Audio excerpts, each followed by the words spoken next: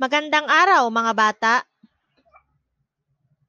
Ako nga pala si Teacher Clara Mary Joy Casil o mas kilala bilang Teacher Clara.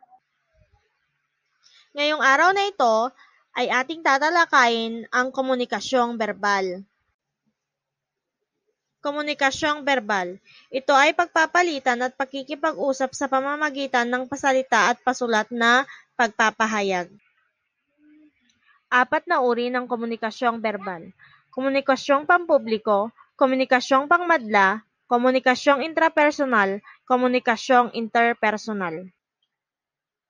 Komunikasyong pampubliko. Ito ay tumutukoy sa komunikasyong nagaganap sa pagitan ng isa at malaking pangkat ng mga tao.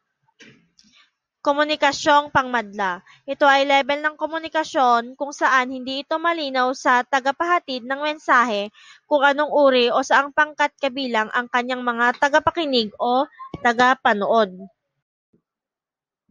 Komunikasyong intrapersonal. Tumutukoy sa komunikasyong pansarili. Nasasangkot dito ang pag-iisip, pag-alala at pangdama, mga prosesong nagaganap sa internal nating katauhan.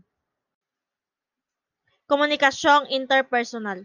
Ito ay tumutukoy sa komunikasyong nagaganap sa pagitan ng dalawang tao o sa pagitan ng isang tao at maliit na pangkat. Maraming salamat sa panonood!